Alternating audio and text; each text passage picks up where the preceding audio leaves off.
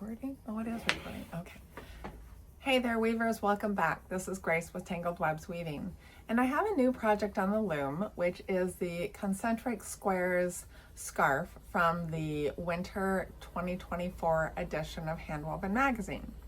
Now, I have a all-access subscription to Handwoven, and I do that because I can download the WIFs from the website and load those onto my iPad and use the threading and treadle tracking from there. So I got this wound onto the loom and I was threading it along, and this is a double weave scarf. So there's a specific pattern to the threading. So you thread the first 4 threads on shafts 1 through 4 3 times, and then you thread the next thread on shaft 5, and then you thread 2 through 5 4 times, and then you thread 1 on 6. So there's a advancing repeat. Now when you get up to the top and you've done shafts 5 through 8 3 times, then the pattern should be that you thread the next thread on 1, and then you do 1 6 7 8 3 times. So I'm threading along and I get to that point, and on my whiff it says to thread that next thread on shaft 2, and then the 3 repeats are on shafts 1 6 7 and 8. And I went ahead and I did that, but then I thought, that doesn't seem right, because it deviates from the pattern that I've been threading. So I went back to the printed version and I looked at it, and sure enough, it should have been on shaft 1, like the repeating pattern assumed it would be. So here is the lesson learned from that. Don't always count on the pattern that you're weaving being correct, even if it's a published pattern. There are tons of published patterns out there that either there was a misprint, or somebody put it in, like when they transferred the paper pattern to the whiff pattern, they just hit the one wrong button and got it off. Now, if I'd have gone through and threaded it that way, it would have looked different slightly, but it wouldn't have been the end of the world. But knowing what kind of the pattern is that you're threading is very important. So keeping that in mind. Another example is the tabula runner that I wove on the table loom a little while ago, that I turned into a scarf. It had a treadling error in it.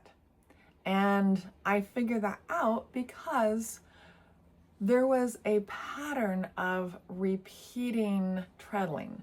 So with that, every time I changed my shed, I would lower 2 shafts and raise 2 different shafts. Well, on this one line, so there was always 4 shafts raised. On this one line, there were 5 shafts raised.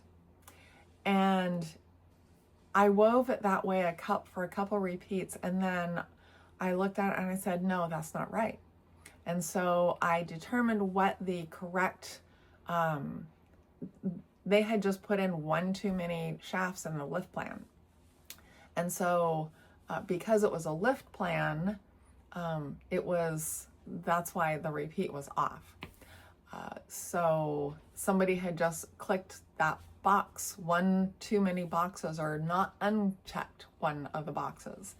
And that is why it was an error. So knowing and keeping what the pattern is in your mind and realizing that, oh, something is off is important. So I'm going to show you the pattern of the one that I'm doing right now and the width and show you what I'm talking about. Okay, so here you can see the threading. And if you look here, this is the area that I'm talking about. So we do 5, 6, 7, 8, 3 times, and then we do 1. And then we do 6, 7, 8, 1, 3 times. And then we do 2. Now, when this got transferred to the width, let's see if it can focus. So here is the section where we're doing 5, 6, 7, 8, 3 times.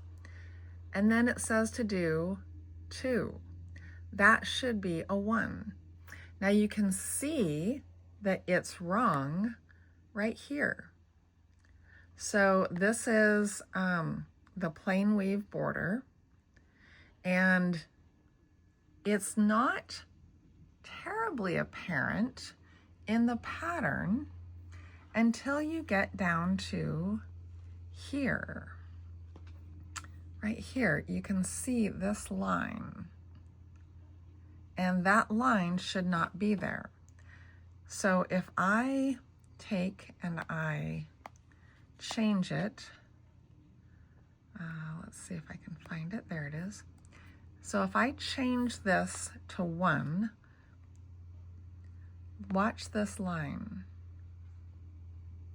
Okay, now it looks correct. You can see the line here, the plain weave is correct, and this line follows through. So, like I said, if it was, if I had left it as 2, it wouldn't have looked horrible. So here you can see, right here, it wouldn't have looked horrible. It wouldn't have stood out terribly much, but it would have continued across the entire scarf. It would have been consistent at least, but you definitely can see it right here in each one. So there is your tip for the day. So I hope you found this video helpful. If you did, please give it a thumbs up and consider subscribing to my channel if you haven't already. Thanks and happy weaving.